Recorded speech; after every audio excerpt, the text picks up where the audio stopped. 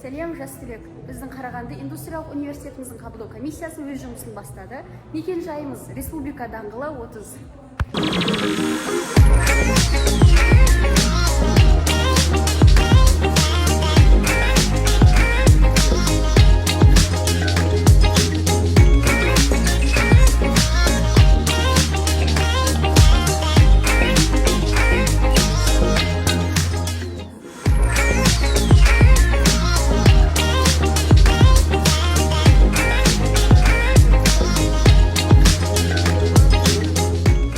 Ұлттық бірыңғай тестілеуден 50-ден астам балл жинаған болсаңыз, Қарағанды индустриялық университетіне түсуге мүмкіндігіңіз жоғары.